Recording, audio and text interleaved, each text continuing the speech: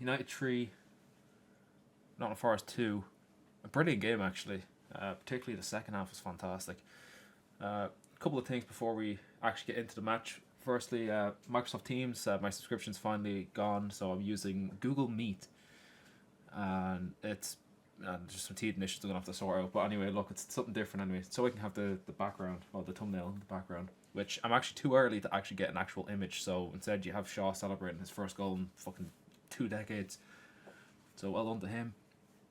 And then lastly, I don't even know who we're playing next week for the final game of the season, but I won't be here for it. One, because I got an exam in the early parts of the afternoon, and then two, because I'm doing an event for Liberation Games at Gamerfest in the RDS in Dublin. So I won't actually be able to watch any of the football, which means I won't be able to give you a reaction.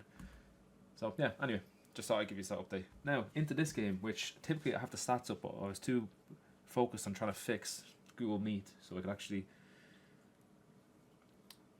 set this up properly. But anyway, in fact, the video should be uploaded by now if I didn't have to troubleshoot. Well, anyway, United 1-3-2, fantastic. We're guaranteed third place. I think I said that in the last part, and it turned out we weren't actually mathematically. Now we are guaranteed 68 points. We could finish with 71. That'd be lovely, wouldn't it? We're 6 points ahead of Aston Villa, so that was with them beating Liverpool. This is good. Actually, I'm looking at the table. It's quite good. Anyway.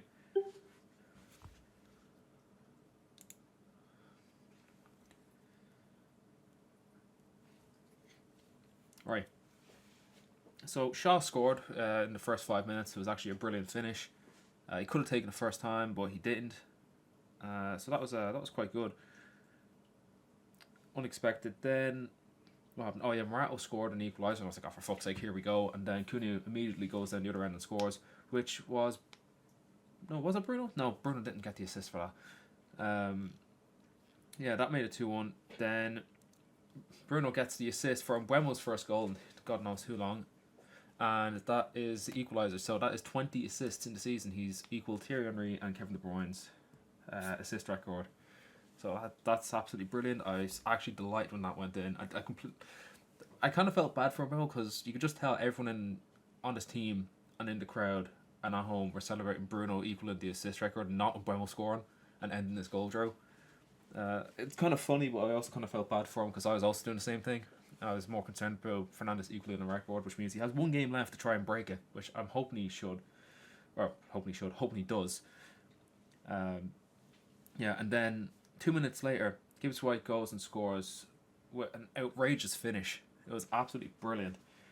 And quite honestly, Forest could have got something out of this game if they, got a bit luckier with some of the shots they had. But I think Fernandes should have had about fucking 24 assists this game alone. Like, good fucking lord, he was actually he was on the ball today. I was thinking as I started watching this game, I was like, he's kind of done nothing the last 2 games. He shut me up today very, very quickly. I thought he was very good, although he was trying very, very hard to get those assists. Although I did think when he did shoot, he should have passed, and some of the passes that he done, he should have just shot. Well, I don't know. I've never been close to breaking any record in my fucking life, other than the most depressing person alive. So I don't really know what's going through his head, when he's trying to break the record. If he's thinking, "Oh, I should score," or should I just constantly just keep passing? So I had to take a break there. My hay fever was being set off. I'm not sure you can tell with my eyes because the camera keeps blurring. The one thing I have to say about Microsoft Teams is that when it comes to the camera part, it actually just keeps it stable. It's very stable. With this Google Meet thing, it's in and out of focus constantly, and I also feel like the colour is a bit weird and it's very blurry. But anyway, that's troubleshooting for another time. Well, anyway, so I'm going to get into the stats first since we've already gone over the table. What are the stats? I actually just don't know. So, 49, 51 possession. Expected goals, 4.1.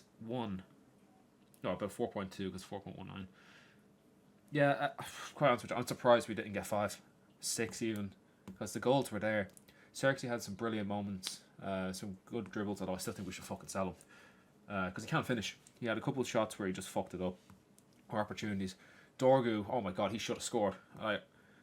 When we saw Xerxes Mount and Dorgo coming on. I said, oh, for fuck's sake, for the first two. When I heard Dorgo was coming on, I was like, oh, okay, right, grand. He wasn't great. He wasn't great. I actually think Mount was the best one. There was a moment towards the end in extra time we managed to hold on to the ball and set Bruno up for another potential assist. I thought it was quite good. So, I mean, I would have sold Xerxes, Mount. I still would. Well, I think out of those three, I wasn't expecting Mount to be the star of the subs. Well, anyway, I've literally just said a whole load of nothing without actually saying something.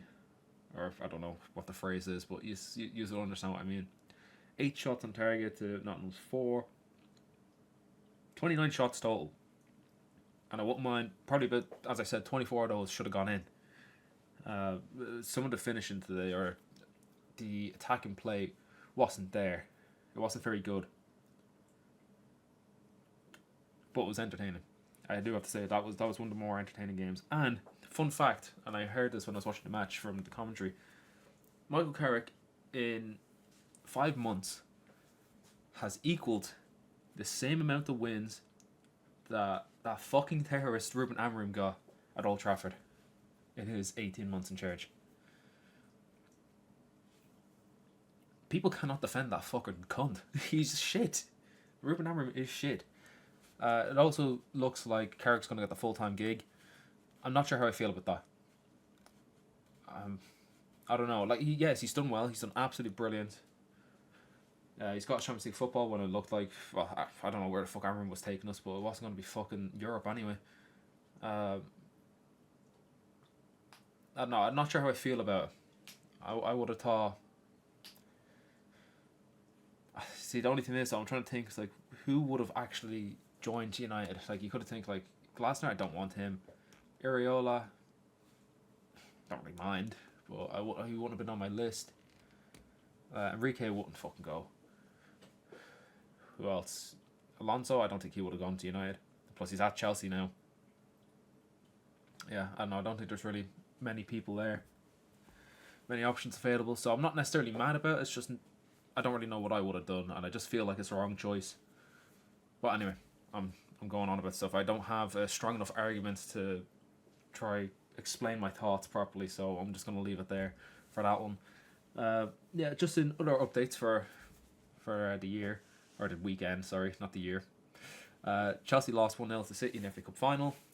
Brilliant Semenyo goal. That's literally the only time I got a chance to watch the game. I literally looked at the screen, saw Semenyo's goal, and was like, alright, well, that's City done, so then I had to go back to work. Liverpool lost to Villa, keeping slot, and then it turns out that was it the next day, was it, or is it a week later? I don't even fucking know. But Alonso signs for Chelsea. I think he was holding out for that Liverpool job. I think that's why he didn't sign sooner. The second he found out that the Liverpool job wasn't going to become available, he said, "Fuck it, I'll just move." So yeah, I think Liverpool are making a terrible grave error there. But anyway, before I finish up, just have to say that kit is fucking lovely. Now, I just know it's going to cost like €100 or whatever, but the fuck. If I can find one that's a little bit cheaper, I'll probably get it, because I think that's lovely. I also have a bet. Well, we do every, Euros or World Cup tournaments. Me and my friend group, we do bets on it. So I gotta find out what team I'm getting, so I can go and buy that jersey. Anyway, we're gonna leave it there. I'm talking a lot of shite that means nothing to you guys. And right, I'm done. All right. Unfortunately, it's the last one of the season for us. I will probably do some World Cup predictions. Probably be start of June, like probably a week and a half before the tournament starts. Just in case there's any team news that comes out. And yeah. Alright. Next video should be up. I'm not actually sure. Maybe next Friday is the last one for Can I Save Their Season? I think. And then I'm out of videos actually. Oh fuck, I'm out of videos. Whoops. Alright, well, I might have to react to some World Cup games, I think. Maybe, we'll see.